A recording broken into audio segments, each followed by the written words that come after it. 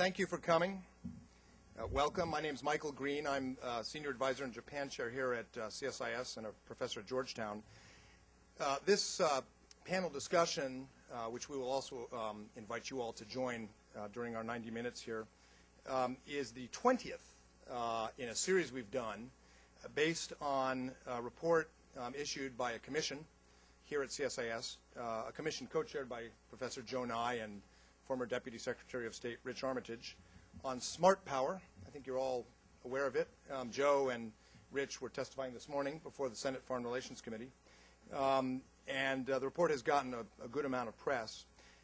Today, the focus is on smart leadership, how leaders, and especially our own leaders, and I think we'll probably talk about our next leader, whoever he or she may be, how they can, in their own example, in their own style, in their own politics, messaging, and application of hard and soft power, how they can enhance American smart power in the world. I have particular interest in this subject. I cannot claim to be a leadership guru. My own leadership potential probably maxed out when I ran Troop 52 at age 17.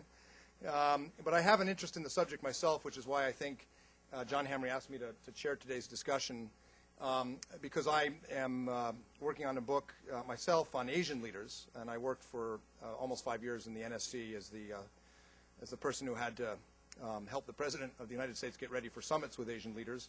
And it occurred to me as a student of international relations almost immediately in that job that what leaders do or say is immensely important, and not always what you would expect them to do in terms of their own national interest. What may be smart for a leader in terms of the international position of their country may be bad politics. What may be good politics may be bad foreign policy. And so understanding why, in my case, why Asian leaders do what they do, why Hu Jintao or Chen Shui-bian or Junichiro Koizumi, why they do what they do, is important, because that's a variable we need to understand. And it's also important because our leaders have the ability sometimes to get inside that decision-making loop, to understand what these leaders are facing in terms of expectations, pressures, aspirations, and able to frame up sometimes our interests and our vision in terms that are win-win. So it seems to me it's important not only to understand what makes leadership work for American presidents and leaders, but also to understand how leadership works in other cultures, because we need, as part of our smart power, I would argue, to frame up our position and seek cooperation based on an understanding of what those leaders have when they sit in 10 Downing Street, or the Chonghua Day in Seoul, or the Kantei in Japan, or Junang Hai in Beijing. We're going to ask Joe Nye to first speak, and then we'll open up discussion at the table. Joe, as you know, has written a very important and very interesting book called The Powers to Lead. We have copies in the back, and Joe will be signing them, I think, after the event concludes in this room.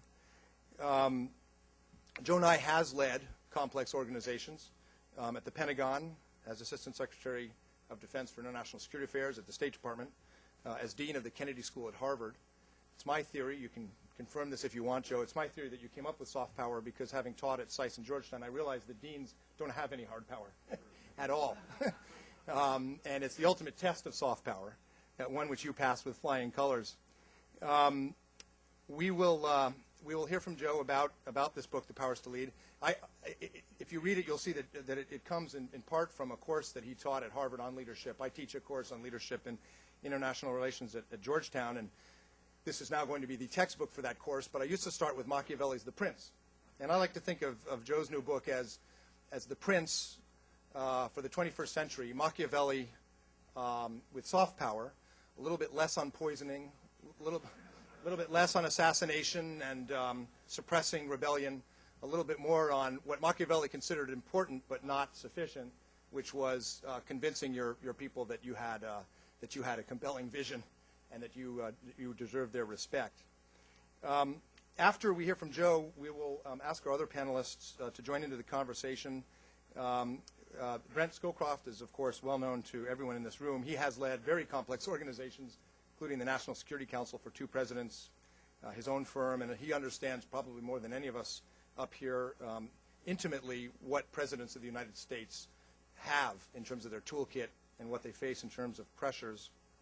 Susan Eisenhower, who comes from a very famous family of leaders, is president of the Eisenhower Group and chair of the Eisenhower Institute's Leadership and Public Policy Program. And David Sanger at the New York Times, who has made a career of making leaders miserable in both parties and from many nations, and has a unique understanding of the foibles of leaders, but perhaps he can also give us insights into their strengths and what attributes are important. So we'll hear from Professor Nye. We'll open up to the panel. Then we'll ask for your questions. We may discuss soft power. We hope for hard questions, and conclude after 90 minutes. So let me now turn it over to Joe. We'll speak up here, and then we'll go back to the table.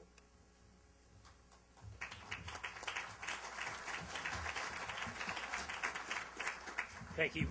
Thank you, Mike, and thank you all for coming. I'm going to try to lay out an argument in 10 minutes, which obviously I can't do justice to the book. You can pursue it later, but let me make the argument that goes as follows. We as a country, the United States, do not do a very good job thinking about power and leadership. We have a tendency to think about power in one dimension only. We tend to think of hard power. We think of power as something you can drop on your foot or drop on a city, something coercive, hard. And we tend to think of leadership somewhat the same way. The leader is the alpha male, the big man, the person who commands. The president says, I'm the decider. That's our image of leadership. The gist of my argument is so long as we think in that way, we truncate the set of tools that every leader needs and that this country needs. And we've got to learn how to broaden our discourse so that we can talk about the whole range of tools that leaders need, including this country as a leader, if we're going to be effective. Let me illustrate this for you with a conversation I had with a friend who is a member of Congress. And she said to me at one point, you know, you're absolutely right about the importance of soft power. But she said, I can't go up on the hustings and talk about anything soft. He said, it will kill me politically. There's something wrong with that when we can't describe the tools that we need, either as a country or as leaders, without looking at the whole range. It's not that soft power is better than hard power. It's not necessarily. It's that you need to use the whole toolbox of soft and hard if you're going to have smart strategies. And the reason I think that John Hamre developed this idea of a commission on smart power was a way to get a bipartisan group to expand this dialogue, this discourse, and start looking at the whole range of tools that we're going to need.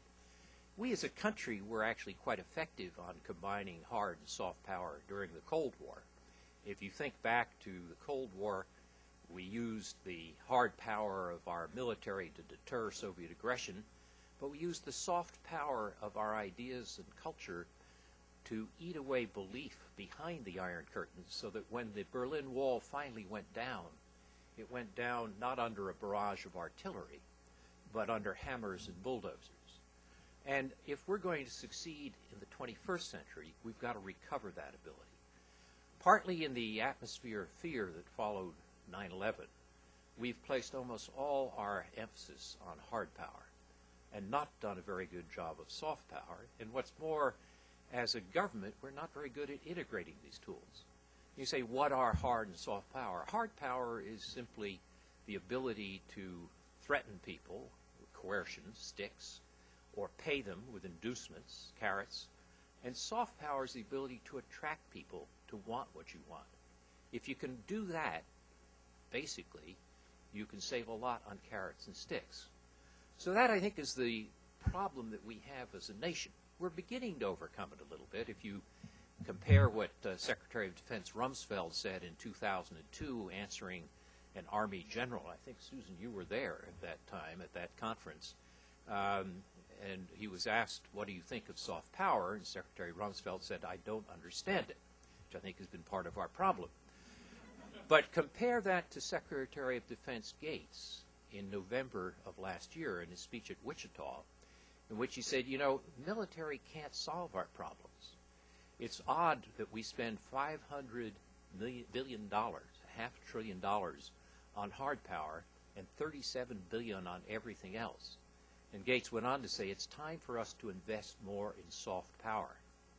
And in particular, he said, it's odd when the Secretary of Defense is making the case for budgetary resources for the civilian agencies, but, you know, it is a little bit like man biting dog, but these are extraordinary times. Now, what I would argue is that this is true for us in foreign policy terms, but it's also true for us in thinking about leadership in our society. The traditional view of the leader, top-down, giving commands, fits a hierarchical situation of the Industrial Revolution. In today's world, a lot of what goes into leadership is actually not the image of the pyramid with a person on top giving commands, but the image of the circle, with the leader in the center of the circle trying to attract people to him or her to get things done. That switch from hierarchy to network, which is part of what's going on in information-based societies today, mean that you wind up with people like Sam Palmisano, the CEO of IBM, saying the worst thing for running a large multinational corporation is thinking you can do it by commands. You're not getting the information flows in or out that you need when you do that. So in many ways, we have to replace this image of the leader as the alpha male giving commands from the top of the pyramid to the leader in the center of the circle. Now, sometimes people have said we've got to replace the big man theory of leadership with the big woman theory of leadership, because women intuit soft power better. They tend to draw people to them. They're more inclusive. Men like the command and control approach. And I imagine half of you are shaking your heads this way and half this way as I say that. But I would argue that these gender stereotypes get in our way. What we really want is people, leaders, who know when they should use hard power, when they should use soft power in different contexts. And that's independent of gender. Basically, what you need is men who learn when it's appropriate to act like women, in stereotypical terms, and women who know when it's appropriate to act like men, in stereotypical terms. But best of all is to drop the stereotypes and to say, what are the skills, the soft power skills and the hard power skills that leaders need if they're going to have smart strategies? Let me just name them for you. I go into them in some detail in the book, and there isn't time to do more than just give the names of them now. But of the three key soft power skills, probably the most important is emotional intelligence, which is the ability to master yourself and reach out to others and attract them. And a good way to illustrate this is with the anecdote of the great jurist Oliver Wendell Holmes, who fought in the Civil War when he first met Franklin Roosevelt in the 30s. And Holmes was asked, what did you think of the president? And he said, you know, second-class intellect, but first-class temperament. Temperament was the old-fashioned word for emotional intelligence. And if you contrast, for example, Franklin Roosevelt and Richard Nixon, I expect Richard Nixon would have outscored Franklin Roosevelt quite considerably on a standard IQ test. But on emotional intelligence, clearly a man who hadn't solved his own demons. So emotional intelligence I would rank as one of the key soft power skills. Second is vision, which is the ability to portray a picture of the future that gives meaning and inspires others. And I think Ronald Reagan was very good at this. Reagan had an ability to give a picture which really did inspire others. But a vision to be effective has to combine not just inspiration, but also reality. And a vision which is grandiose rather than grand can get us into a great deal of trouble. A third soft power skill is communications. And we usually think of rhetoric as communications, and rhetoric is a good part of it. Think of Martin Luther King and his ability to use the cadences and vocabulary of the African American church to move a community much broader than just that church. Brilliant rhetoric. But you also communicate non-verbally. And nonverbal communication, psychologists tell us, may be more important even than verbal communication. Think in this case of Mahatma Gandhi. Gandhi was a terrible speaker. I don't know if any of you have heard films in which he's speaking. But Gandhi was brilliant at nonverbal communication. Look at the pictures of Gandhi as the proper British lawyer dressed up in his fancy suit and tie as he came out of the Inns of Court. And look at the pictures of Gandhi, the nationalist leader dressed in a loincloth leading people slowly, slowly on a march to the sea before they broke the law by making salt. Brilliant nonverbal communications. And effective communication has to combine words and deeds. You have to have both parts of that puzzle. Now, on the hard power skills, I think it's crucial that a skillful leader have organizational skills. It's become fashionable in recent years in business schools to talk about leadership versus management, as though they were two different things. The managers just make things work, and the leaders were these great inspirers. I think that's a wrong way to think about it.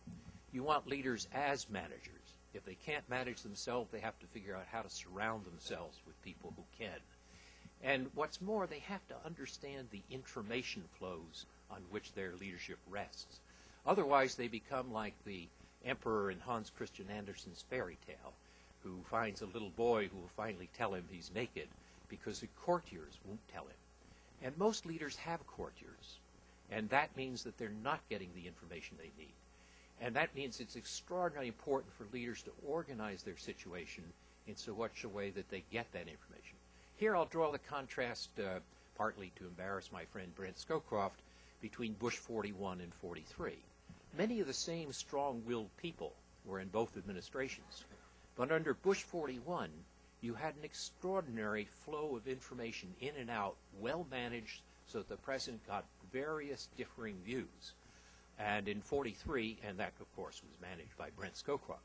In 43, I don't think we saw that. The other hard power skill is what I call Machiavellian political skills. And that's the ability to size up the weaknesses, the strengths, the likes and dislikes of others, to put them together into minimum winning coalitions to get things done. And some would say, well, that's the politics of fear and bullying. And certainly if you look at Lyndon Johnson, look at Robert Cairo's great book, The Master of the Senate, you'll see that Johnson was terrific at essentially bullying people into doing things. But one of my friends, a psychologist at Stanford, points out that they're bullies and they're bullies. There's some bullies who just bully because they like it. It's fun. There are other bullies who do it because they have a vision and want to get something done. And he calls those great intimidators. Probably the best example of this might be Admiral Rickover, the father of the nuclear navy, and really quite an impressive job of building a navy without any flaws in terms of the nuclear reaction and propulsion systems. Would you say Rickover was the great swashbuckling naval leader? No, he was a small person near the bottom of his class at Annapolis, but able to recruit resources from the Congress and then to set standards for the people who worked for him, which were bullying with a vision. And young naval officers wanted to go to work for Rickover, even with his reputation as a bully, because he had a vision and he was going to get things done. So those three soft power skills, those two hard power skills, are required independent of gender. And the final skill that a leader needs is what I call contextual intelligence, which is the ability to understand the culture of the group you're in, the distribution of power, the flow of information, and the importance of time, when to act sooner or later. And that contextual intelligence gives you the ability to bring together these skills in the right proportions in the right situations. And there, I think, if I have to ask what is a good example of contextual intelligence, sometimes you use the metaphor of surfing. If you get on the board too soon, you're going to fall off. If you don't get on soon enough, you miss the wave. Bismarck once put it in much more dramatic terms. He said, the effective leader listens for God's sounds in history and seizes the hem of his garment as he sweeps by. Between surfing and Bismarck, there's obviously a great difference in poetry, but the idea is roughly the same. It's that ability to know how to put things together in the right context, right time. And the absence of that ability is why so many CEOs, when they come to Washington, don't turn out to be as good in government as they were in business, or vice versa, why somebody who's been good in, let's say, government or in business, when they go to a university, as Mike suggested, don't realize that they have no hard power. What can you do with these professors? You can't fire them and take away their parking lots or something. If you can't attract them, you have no power at all. And that knowledge of what works, what skills have to be combined into what settings, is the essence of contextual intelligence. One way to summarize this, as I come to an end on it, is Jeff Immelt, the CEO of GE, was asked, how do you know when to make a decision and just make it? And Immelt said about a dozen times a year, we'll argue something within the company, and finally I'll say, I'm deciding it. That's it. He said, if I did that 18 times, I'd lose my best people. If I did it 3 times, the company would fall apart. Knowing that difference between 12, 18, and 3 is contextual intelligence. Now, can we do better with contextual intelligence? Absolutely. The Army has a phrase, be, know, do. Be, which means know your own strengths and weaknesses. Know, which means learn from the experiences of others, whether through history or case studies. And do, which is go out and do it, but always do an after-action review so that you ask, how could I have done better and improve the next time? That's, I think, what we need in this country to get to a discourse which will help us both in choosing leaders, but also in leading as a country internationally. Until we develop a greater appreciation for the full range of power skills, hard and soft, and how to combine them in different contexts, we're not going to do as well as we should. And frankly, in today's age, we can't afford that. So that's a short version of a longer message, but I'll be interested to see what my friends and colleagues make of it. Thank you.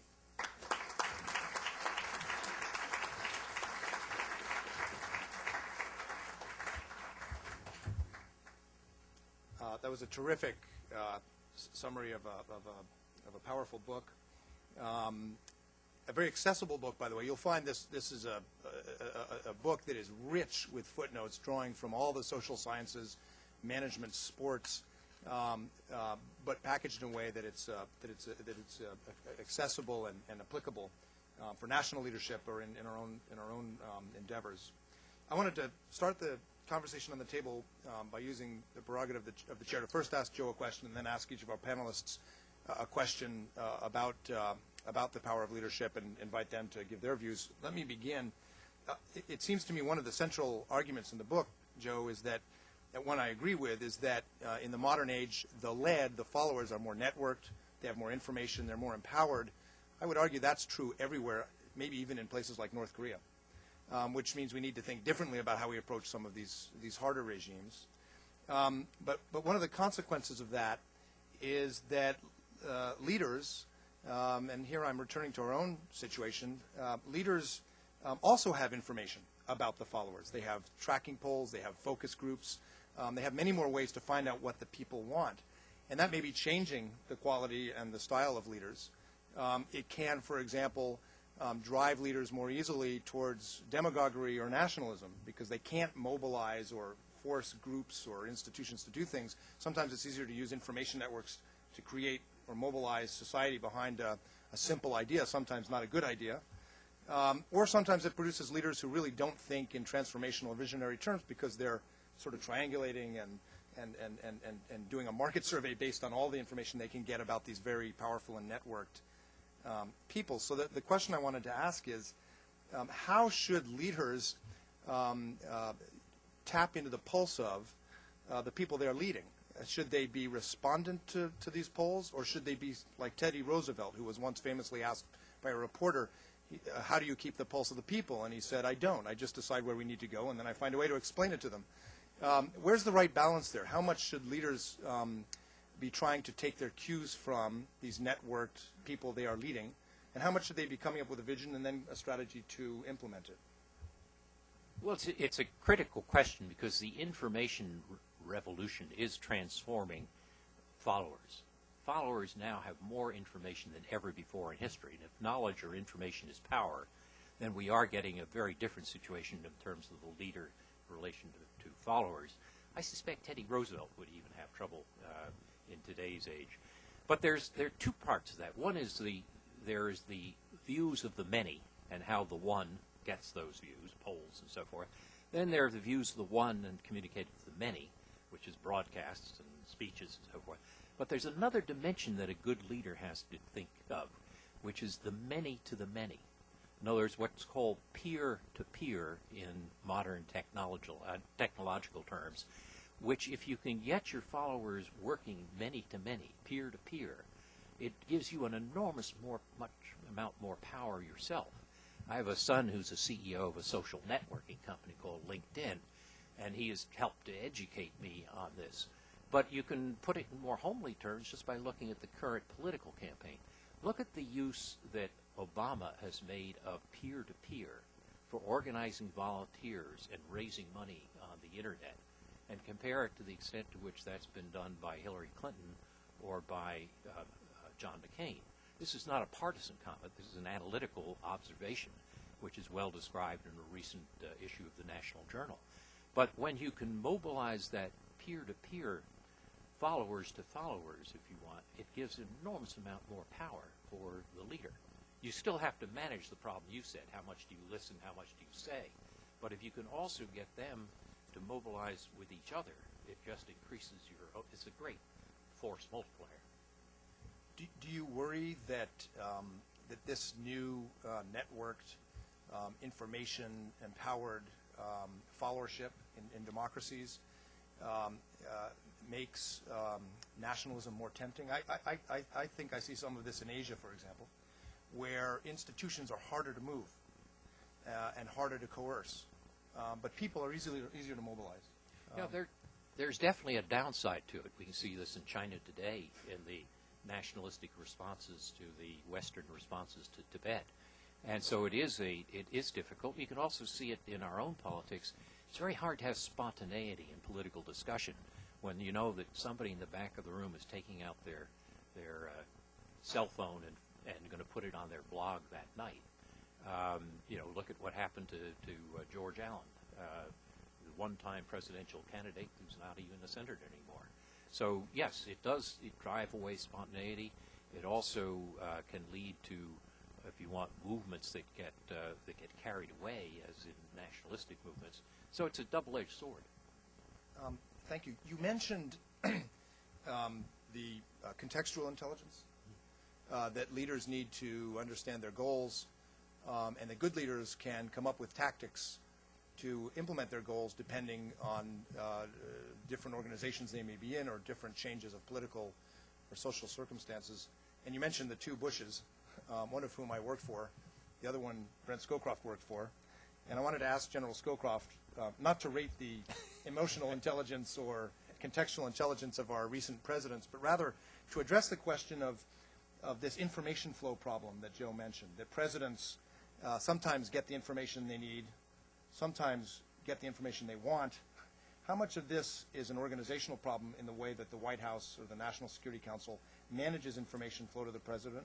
How much of it is dependent on the president? And are we organized right? I mean, the White House, the NSC, the NEC, there hasn't been that much organizational change in the way the White House is structured in recent memory. Are we structured right, or is a lot of this really about the nature of the president himself or herself?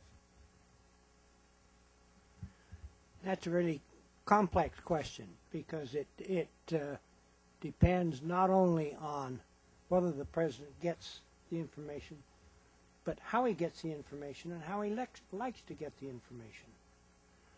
And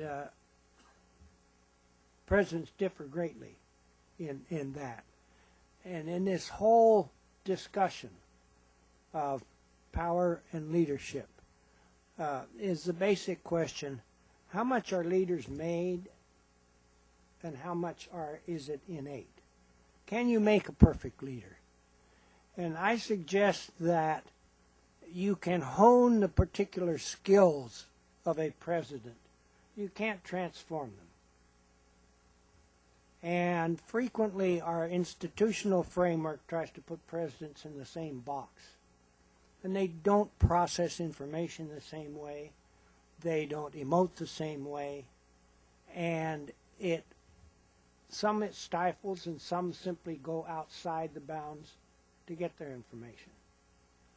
But the process of providing the president information is a very complex one. First of all, most of the big decisions that a president has to make are based on inadequate information. However much he has, it's not enough. So you have to figure out how to get him, how to minimize the uncertainties in the information he receives. Secondly, I think it's critical that all of the advisors that he needs to listen to are confident that they have made their case, their particular case, to the president, and he's heard them. Because however good a president's decision is, if it's resented by most of the people who have to carry it out, it's not done very well. So that is another part of it. And at the end, I think that one of the, or a couple of the critical skills that any president needs, and I'm not sure this is leadership. I don't know how to categorize it. Joe, maybe you do. A president has to have the ability to choose good people around him, and you can all define good people. And then he has to know when to listen to them and when not to. And that's judgment. And that's a really hard thing to categorize. And I think if you look at some of the different presidents, they get their information in different ways. Richard Nixon, for example, didn't much like people, and so he didn't much like meetings. He really didn't like meetings. What he liked was to get all of the case for and against and all the views in a piece of paper. He'd go up to his study and he'd sit there and he'd write notes on a yellow pad all night long, and he'd come back and give his decisions. Gerald Ford and George Bush were just the opposite. They liked to make up their minds in the give and take of their advisors arguing back and forth. Now, is one better than another? I don't know, but if you try to force either one of them into the other pattern, you're going to have a failure. And the art, to me, is how you understand how the president likes to process information, and then make sure that you maximize that process.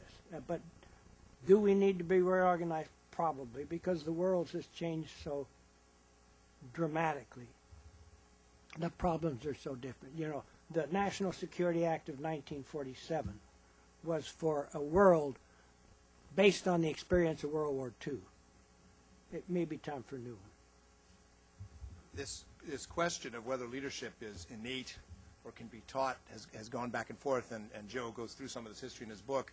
Plutarch thought virtue was innate. Machiavelli, who was clearly seeking a job with some prince, argued that any prince, following his advice, could become successful. Joe's book, I think, looks at both innate leadership qualities that are in our DNA, or at least in our experiences, and the toolkit that any leader can use. This question of reorganizing the White House and possibly reorganizing the government leads me to a question I wanted to ask Susan, which is about transformational leadership. One of the great gurus of leadership theory is James McGregor Burns, who wrote about, as Joe noted, the difference between managers, transactional leaders, and truly transformational leaders. George W. Bush, I think, would consider himself a transformational leader. I think Condoleezza Rice would consider herself a transformational leader. Listening to the presidential candidates, I hear echoes of the same theme, that these will be transformational leaders.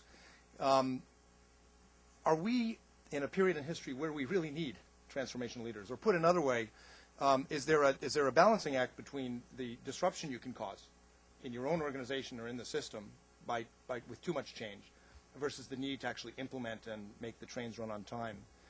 Is this going to be a challenge for the next president? Is this going to be something the next president will simply have to do because we need the transformation? Or can you imagine a sweet spot where we get both the change and the continuity right in the way that our next president leads the country and organizes his or her government? Well, first of all, I'd say with respect to the current administration and transformational leadership, you could define transformational leadership perhaps as a leader who finds himself either in a position to have to change the way a nation thinks about something because of outside events that have been imposed on him, or it could be a leader who sees a change that needs to be made and then has to persuade his fellow countrymen to follow. So both of those can be transformational situations. I think George W. Bush is a transformational leader. He had events thrust on him on September 11th and has sought to persuade, to lead and persuade the United States to follow a certain path. I believe the next president is going to be a transformational leader for a completely different reason, which is that we are now in a maybe even a post-September 11th period where some of the issues we're facing are very large, they're global, they're multinational. We're going to have to be thinking about things in a different way, and it's going to be the job of this president to identify the change that needs to be made and to persuade and bring the country along because of the ideas that that particular president has. This is going to be a very big challenge, I think, and what I'm struck by in this campaign is how much of the vocabulary that's being used is even Cold War vocabulary, not even post-Cold War vocabulary. And now we're in yet a new phase. So I'm watching the vocabulary of these candidates very carefully because that's going to give us a hint as to how they are going to frame the arguments for this change that everybody agrees we need. I'm going to turn to David in a second.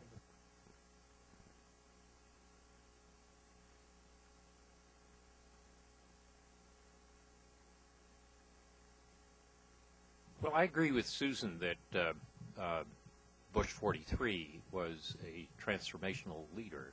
At least he had transformational aspirations. Whether he has accomplished those aspirations, I'm skeptical, and that goes back to the question of vision. If the vision was to transform the Middle East by invading Iraq and replacing Saddam Hussein with a democratic government which would eradicate the roots of terrorism throughout the region, it's actually produced, I think, just the opposite. So transformational aspirations, yes. Transformation accomplishment, no. And I do think that the next leader, whoever it turns out to be, is going to have to do what Susan said. We're now coping with a different kind of world. And some of this became apparent on 9/11, and the way we responded with a narrow part of our toolbox. The next leader has to educate the American public on ways in which we can combine hard and soft power to deal with all these issues. Think of some of the challenges. I mean, there are obvious challenges of Iran, Iraq, North Korea, and so forth. Think of some other challenges. Avian flu. More people died of avian flu in 1918 than died in all of World War I. It could come back. What are we spending on the budget of the World Health Organization? About $150 million. This is absolutely crazy. Climate change. What are we doing to take a lead in climate change? There are all sorts of issues which a new leader is going to have to educate the people about to see security in a broader sense and to realize that the tools that we're going to need to deal with these are going to have to combine hard and soft power. That, to me, will be transformational.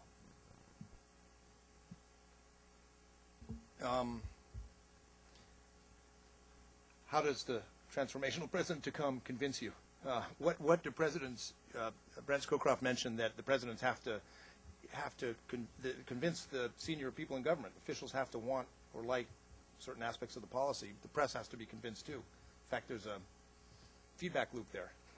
It's where you get your sources. So, what do presidents that you've seen do well with the press? What do they do badly?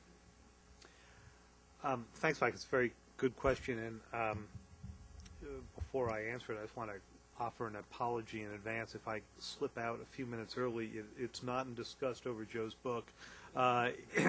It is that the administration is going to suddenly explain one of its shows of hard power with the Israelis later on, and I've got to go off and do the subject matter that Joe many years ago convinced me to go pursue.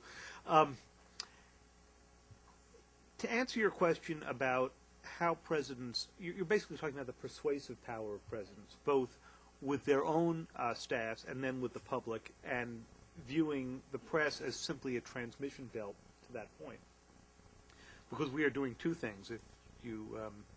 If you read our email, one thing we're doing is mouthing mindlessly the words that the White House, steps out. I hope we do better than that. But what we also try to do is pick apart the arguments. And there, it is a question of whether or not a president views it as part of their leadership capability to go out and explain their underlying logic, so that these many constituencies, first their own staff, who are usually easier to persuade because the arguments have presumably bubbled up from them, and then the press and then the public, can be brought along. And this is important, I think, in both hard and soft power contexts. When this president came in, I think it is fair to say that, particularly in the first term, not as much the second term, this was a sort of never explain, never complain presidency.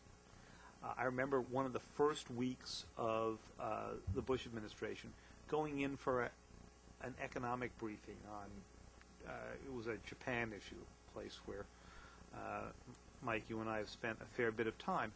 And there was a trade issue. I can't even particularly remember what the issue was, but I remember what the briefing was, which is when I asked about the trade-offs in a certain question, they looked at me and they said, the president made this decision because it was the right thing to do.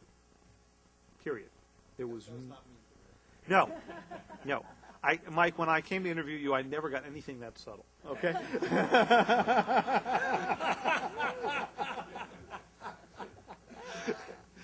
No. So, and I thought this was sort of interesting because in the early days of the Bush administration, what you would get was a description of how this would be the MBA presidency. And Joe, it goes back to exactly what you were saying about these models of whether or not business experience transfers into the government context and vice versa. And I've seen very little evidence, in fact, that it does.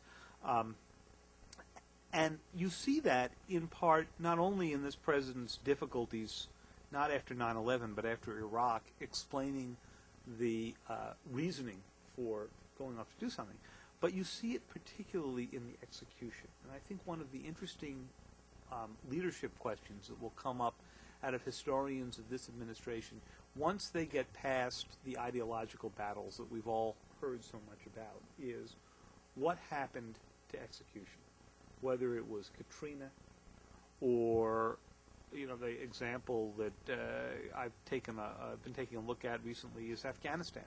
The president stood up in March of 2002 and gave an absolutely fabulous speech at VMI with pictures of George Marshall, the ultimate soft power icon, all around him about the need for a Marshall Plan in Afghanistan. And Joe referred to Secretary Gates's statements, which was basically an effort to restart that process 6 years later. It never got the traction it needed. And I think one of the questions does that go to the question that Brent raised, which is, are we not organized under the 1947 Act for the use of soft power? Does it go to the president's own lack of interest in that compared to some of the hard power options? Does it have to do with what issues get squeezed out because of Iraq?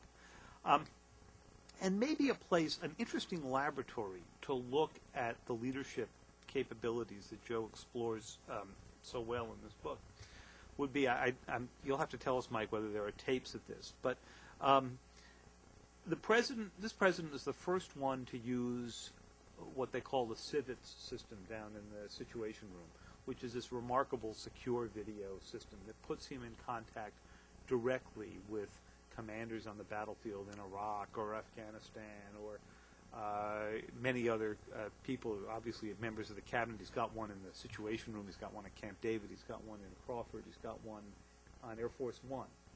And so there is more communication going on, more direct communication between the commander-in-chief and his staff at several layers down than I think probably ever has happened in any modern presidency. And yet the execution problems were greater than in any presidency that I can recall. And I think it's an interesting question why that is, whether the information is self-selected, whether when you flip on that screen, you get a commander at the other end because the military is accustomed to this technology, but you don't get the leader of, say, a provincial reconstruction team who, is lucky to be walking around with, rations for the people he sees, much less a secure video system. And so it may be that we're communicating with the wrong people using all of this new technology. Interesting question. In response to the 2004 tsunami, we used the CIVET system. We communicated with people on the ground. We communicated with the 7th Fleet. We communicated with Australian, Indian, Japanese partners, the UN. It was a very effective tool. So it works sometimes. It does. But even with that technology, you're saying execution, implementation was hard. Let me open up the question to the panel. Just to offer one additional example on that, Iraq is great. They would have civets with Iraq probably 3 times a week, and yet we think it took a while for the president to understand how things had changed in the development of the insurgency. So more network up and down the chain, yet more problems with implementation. Is that peculiar to this administration, or is it maybe because laterally there's more networking and more resistance? Let me, Joe, let's start with General Scowcroft.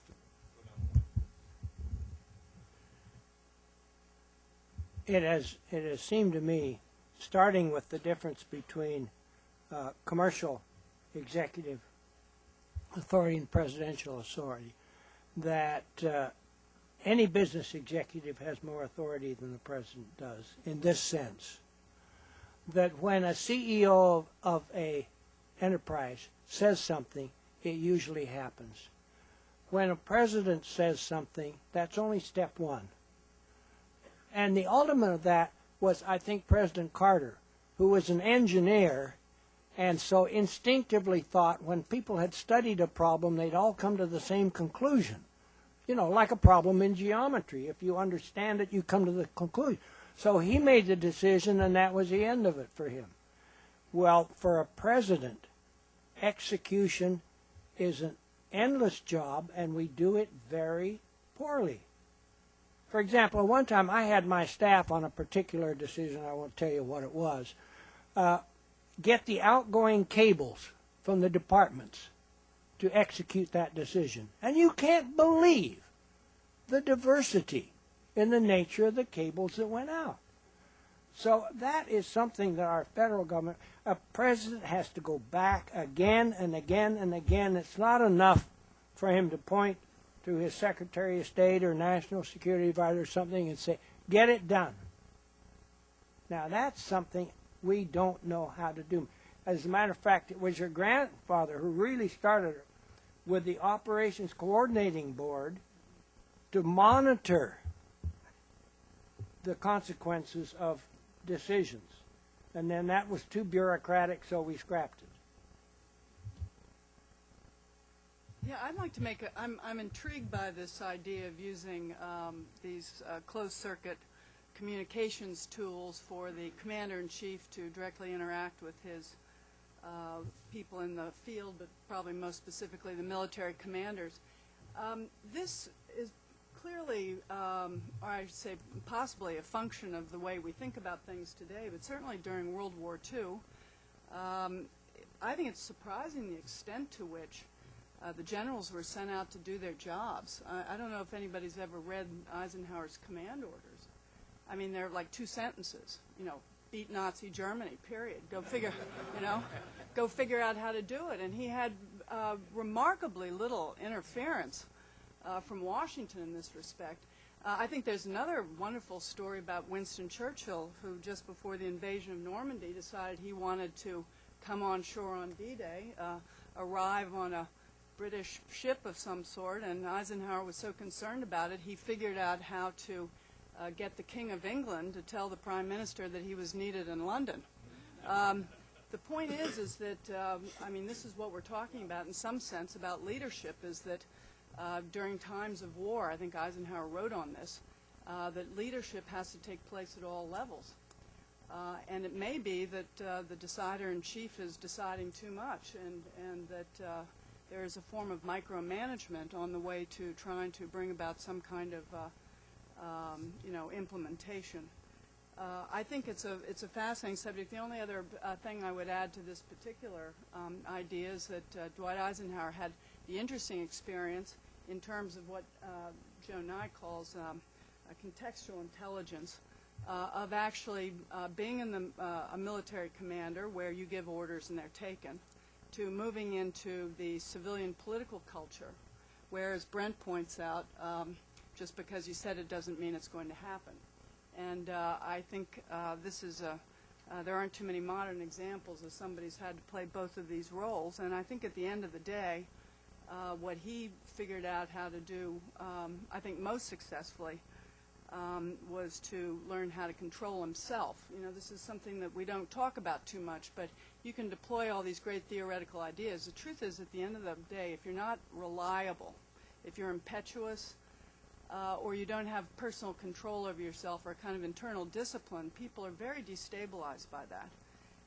And I think he was probably, at the end of the day, a genius at knowing when to suppress his ego and when to deploy it.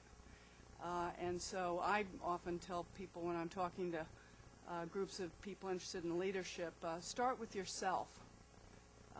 Dwight Eisenhower is a man with a passionate nature who was tutored by his mother to learn to gain control over his soul. He who conquereth his soul is greater than he who taketh a city, she told him once after he beat his head against a tree and drew blood.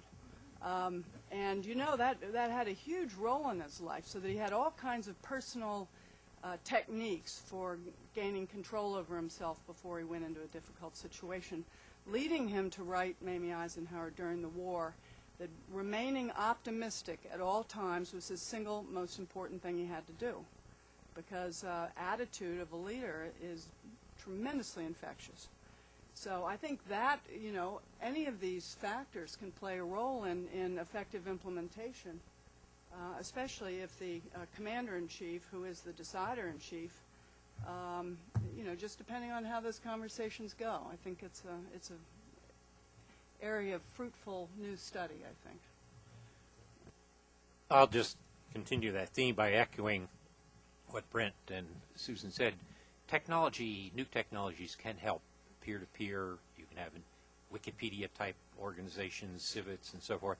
But you still need, at the top, an ability to manage flows of information. And I think I would echo what Susan said. And something that I told her earlier. As I was working on this book, the more I worked on it, the more my respect for Dwight Eisenhower went up. He had an extraordinary capacity to manage a situation so that he knew the flows of information coming in and out, when not to be in the front, when to be in the front, how to get others to do things. And one of the things I testified this morning with Richard at the Foreign Relations Committee is that Jack Kennedy made a huge mistake when he abolished Dwight Eisenhower's implementation procedures in the NSC. We're going to have to reinvent something like that. It's an interesting and important point. And I left the NSC staff at the end of December 2005. Steve Hadley did create a deputy for implementation. It was one person, though. It was a Marine, so he understood the importance of hard power. But what you're saying is we're going to need something quite a bit more structured and organized. At this point, we'd like to hear from you all. And we have microphones in the back. If you could raise your hand, I'll try to point to you. And if you could identify yourself and ask your question briefly. We have about half an hour. Sir, right here. Microphone in the front.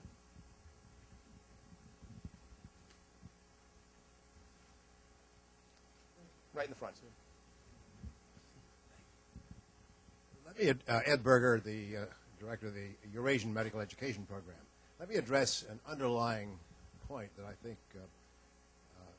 Joe and I made early on, and that is that we have in this era of information, we have a well-informed public. And I would take the position that perhaps we don't, in fact.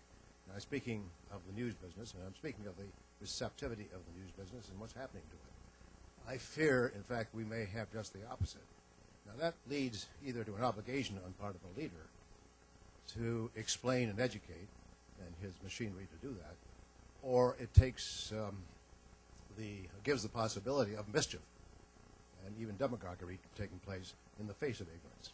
And I'd like to provoke some discussion. Is this the point at which you have to leave, David? Why don't we hear from Joe, and then if you can stick around. I think it's a very important point. People have much more information than ever before. Not all is accurate information. Information is not knowledge. The famous Francis Bacon phrase, knowledge is power. It's not information is power. Knowledge is power.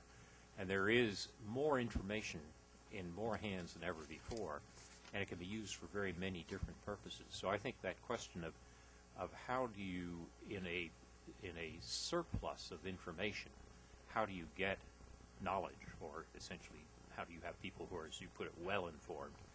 And we still rely upon the quality press to do that. In other words, we don't listen to Matt Drudge. We check to see whether the story that's on Matt Drudge is also picked up by the Post or the Times or the Journal. And these people provide or certify credibility. But the question is there a business model that's going to sustain it? I'm not sure there is. I think Ed raises a very important point, because we have this flood of information now, and the result when you get a flood is that you think less about what the sources were. And how many times have we? I know I've heard this at home from my kids. I read it on the internet. Which something that confuses the source with the way that you've obtained the information, and so sifting it out becomes all the more important. And it's not only all the more important for the public; it may become all the more important for leaders as well, because things like that civet system we described give the president a lot more, but may not give them more knowledge or overview. And this issue is only going to get harder, because the rise of blogs, which on the one hand are a wonderful thing for leveling the playing field and bringing more information out and bringing more critique out, also tend to confuse opinion with fact. So, when you pick up the New York Times, we have some critics who might argue with the characterization I'm about to go offer. You know where to go find the opinion sections, and you know where the news sections are. And there are people who have argued at various moments that Mike maybe even has done this at various times, that we have infused opinion into the news. But by and large, you know where those two are. When you go on the web, you don't know that. What you've got is this mix of sort of unfiltered opinion, fact, possible fact, suspected fact. And that's going to make it much more harder, I think, much harder for leaders to do what Joe is describing in this book, because they have to find a way to cut through all of that. And maybe, Joe, that explains what the Congresswoman said to you. Because if she sounded like she was interested in soft power, in the old days, there'd be a little bit of commentary, and, Scotty Reston would have written a column about it. Today, within an hour and a half, there would be 1,500 blogs saying, see, I knew this Congresswoman was a wimp. And what I think was interesting about this campaign is that before its sort of more recent nasty turn, there was actual discussion of soft power. When you had more Democratic candidates out there, and even when Senator McCain was running, they talked about what we needed to do beyond military power. It sounded a lot like Secretary Gates' speeches.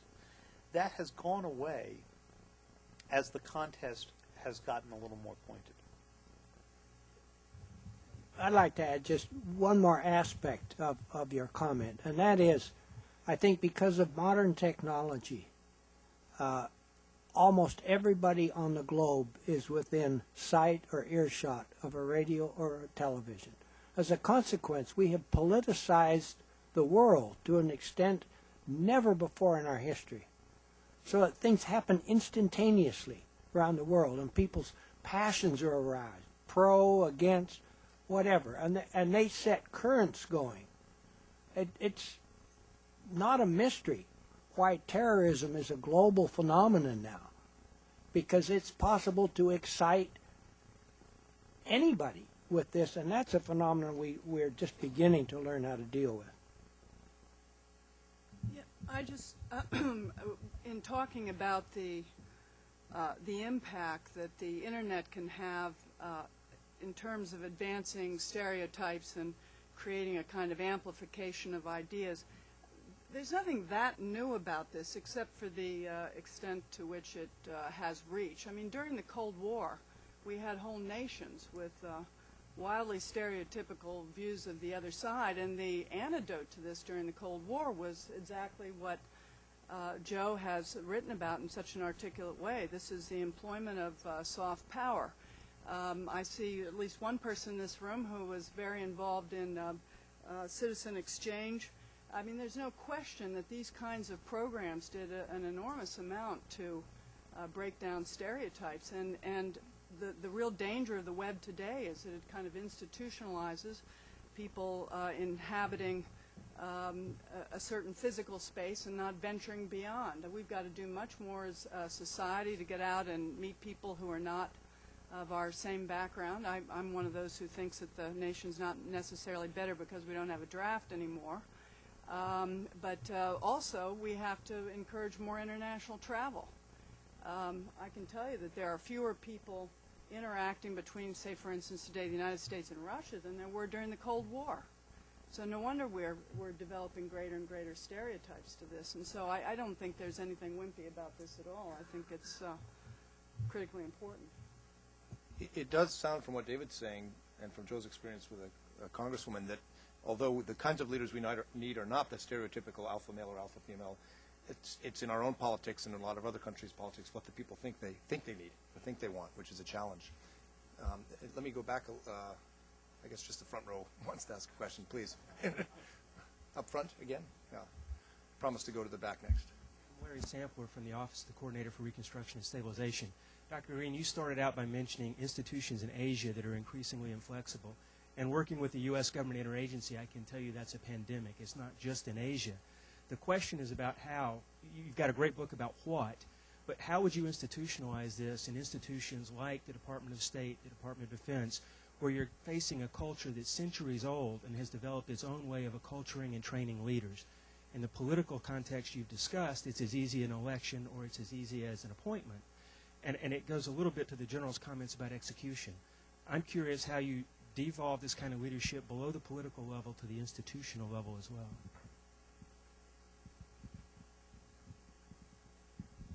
Well, the question of how you can change the culture of an organization, like, for example, state, is very complex. But I thought Colin Powell was trying to do that when he first came in. I'm not sure. I think he got overtaken by other things which diverted him off that agenda.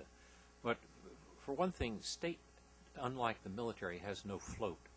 The military has 10% more slots than which you can use essentially to give people advanced training, get them out of their day-to-day jobs and so forth. Most of the civilian agencies have just enough jobs and people. There's no float that allows that. I think Powell was trying to change that. One of the ways in which you can change a culture is by getting people to have a chance of getting some perspective. The other thing is, and that goes to resources, you've got to put more resources in to be able to do that. The other thing is that if you look at the tasks, I mean, the state still has very much the political reporting predominance as the top of the culture. It was supposed to change when you abolished USIA and so forth. It really hasn't. It's going to take a lot more effort, sustained effort by the Secretary to make that that transition in cultures come about. Or alternatively, it might make a lot of sense to go back and recreate something like USIA, where in fact these values, these skills will be valued for what they are, rather than try to change state culture to value them.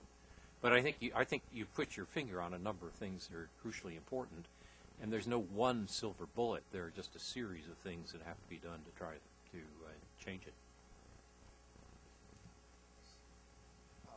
Yes, ma'am, over on the side here. We need a mic. I'm Jessica Jabron of CSIS. I work in the IT department. I have a question. Professor Nye and General Skroskov, you talked about the different aspects of soft power being on the diplomatic side and being a general of using hard power and the decisions that the president makes and how it doesn't happen magically. The play of words of hard and soft power. I read your book in college, and we had an argument about it in class. Isn't it difficult for a president or a military or a diplomat to say we need to use soft power, even though the ideas are there of this play of words? Isn't that something that may be difficult for a president to use to portray? How would you overcome that? And from a perspective of a military point of view, how as a military general would you overcome that? Just to deal with that argument. My impression is actually the military often gets it before the civilians do. If you look at the new counterinsurgency manual that Petraeus and others developed, places enormous attention on soft power. I've had a group of colonels at the Kennedy School this year who have all served in Iraq, and they wanted to work with me to write about how you use soft power at the tactical level because they didn't think they could do it by hard power level. These are military, not civilians. I think the problem is more with our national discourse. It's harder for the president or for a politician who has to get elected to talk about soft instruments. And ironically, the military, you don't have to get elected, but have to get a job done and say, my God, I want a full toolbox. I don't really have anything to add to that, but I think it's true. The military, you don't have to convince the military about soft power. I remember, I think, Secretary Albright saying to the Secretary of Defense, what's the military for if you're not going to use it? So I think in any event, I believe when you get up to that level in the Defense Department and the State Department, most people think nationally, not departmentally, and that's one of the good things that come out. Rarely do you see somebody narrowly defending his intellectual turf.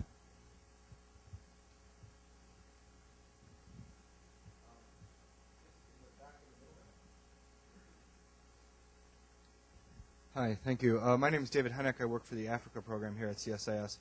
One thing that I've been frustrated with in America's leaders has been the inability or unwillingness to basically admit that they have made poor decisions or that they were wrong.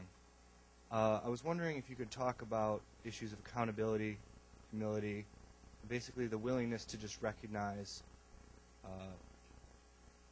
constraints on leaders, and if you think that's an important characteristic to have. Thank you.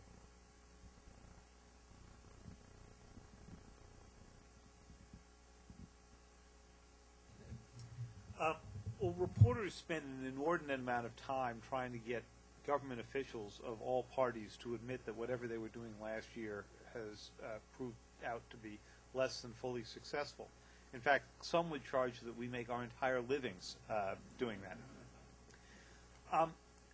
But at times, I think from a leadership viewpoint, it's enormously helpful for leaders to go out and do that because you appear human and you step out and you say we don't all make right judgments and we've all made mistakes in life and I've recognized this one and here's the change in direction.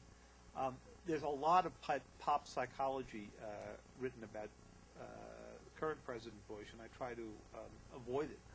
But one thing just in my own interactions as a White House correspondent I notice is that his great strength is his decisiveness and his stubbornness. And I think some would argue that his great weakness was that kept him from changing course when facts changed. And I think that will be the core of a lot of people's debates when they look back over the history of this administration. Was the steadfastness where we needed to go, or were there key moments where decisions needed to change? But that's an incredibly personal thing. And, you think about what General Scowcroft said about, the nature versus nurture elements of this. And I'm not sure that you can teach anybody, in adulthood, the art of sort of saying, boy, I blew it, and we're going to change course. And maybe you can, but I'd be interested actually to hear what Joe concluded on that after he did his study of leaders. Nobody likes to admit they're wrong, but on the other hand, it's sometimes crucial for clearing the air. It's worth remembering how Jack Kennedy handled the Bay of Pigs. He didn't duck it. It was a fiasco, and he said, it's my fault. It wasn't entirely his fault. He inherited some of that. But he said, look, it's my fault. The other thing that's worth noticing is that he learned from that. He learned that he was never going to deal with another crisis the way he did then, which is accept the information as it was served up to him. And if you look at the way he organized for the Cuban Missile Crisis, with people of different ranks, where Kennedy would be in and out of the room, all mixed up together, he learned appropriately from the mistake. If he ducked the mistake, maybe he wouldn't have learned so much. I'd like to add one other thing. It's fascinating to me how our notion of what a strong leader has changed. The current president often defines being a strong leader as staking out a position and not moving from it. I mean, I think one of the, again, stunning things about reading the history of World War II is how many compromises were made to reach the strategic objective. Compromises that would, by contemporary definitions, be regarded as folding your tent. I think part of it is because we don't think strategically anymore. We don't know what our long-term strategy is for this country or for many of our relationships overseas. So if you don't know what your long-term strategy is, you don't know whether you're making unnecessary compromises or not. And I guess something that goes hand in hand with that is this whole notion of being tough. I mean, we're talking today in this election like we were in the middle of the Cold War or something. I have to keep kind of scratching my head on this. We're using all the vocabulary that you would use if you were facing down major state actors, when in fact what you're talking about, if we're talking about terrorism here, are small numbers of people. We hope getting smaller, but terrorists, after all, are newly minted or can be newly minted. And so much of this, back to this vocabulary, just watch this vocabulary, because what we realize is that, we have taken a little lessons from the Cold War, a few lessons from World War II, and we've cobbled them together into something that's really quite different. I want to jump back in again on this question of the moral authority of the United States and the president's role using the bully pulpit or his own leadership instruments to sustain America's moral authority, which is a form of soft power that has always been indispensable to us. And things like Abu Ghraib are obviously a problem. But you have a trade-off for any president between our ideals and our interests, or at least some people see that as a trade-off, the realism versus idealism debate. And the American president and the American Republic is exceptional in that we have almost always stood for oppressed people, stood by those under tyranny. And one of the criticisms I think that's sometimes leveled at President Bush is that he may have been too outspoken on issues like North Korean human rights. He may have been not listened enough to allies, for example, when he spoke about those issues, or not attentive enough about keeping a stable relationship with China on issues like Tibet, although on Tibet he's probably more on the realism side now than the idealism side. But I wanted to push Joe and everybody a little bit on that. The American president has a unique role in the world, speaking for those who are oppressed, but sometimes that's not necessarily smart in terms of our state-to-state or broader interests. And where do you draw the line on that? What do you recommend to the next president on that? Well, this is one of the tough tasks, but it's worth remembering that human rights is crucially important to America and what we stand for, but a human rights policy is not a foreign policy. Foreign policy tries to achieve as much among a series of objectives as you can, and it requires balancing. And that's where the president's judgment comes in.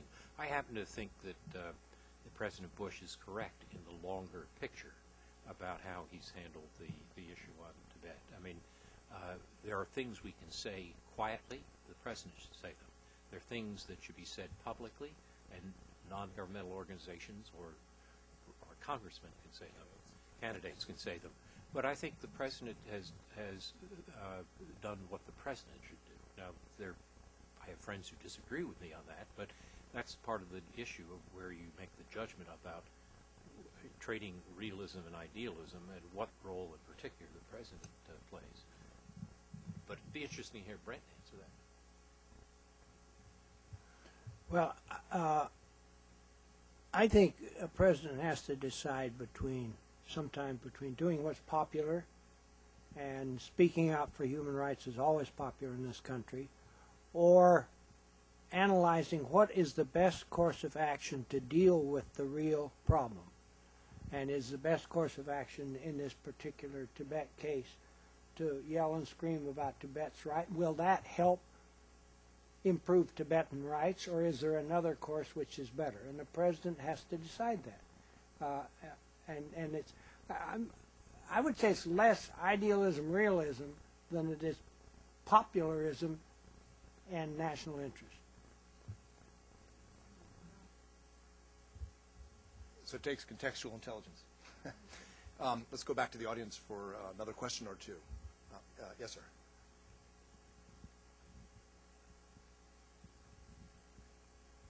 Thanks. I'm Stan Salette, president of the Foundation for the Future of Youth.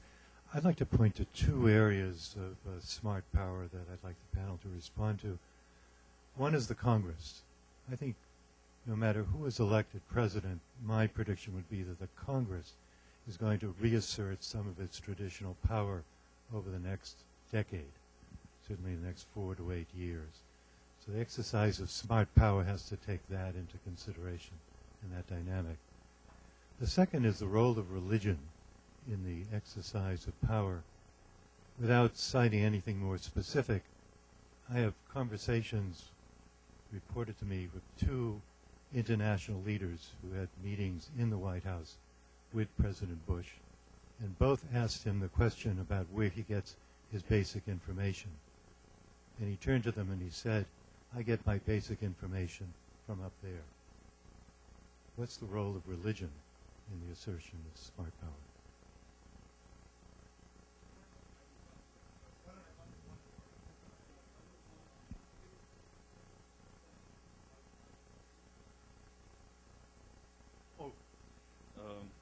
I seem anxious, but I listened to Sandra O'Connor this summer talking about the universality of law in Washington.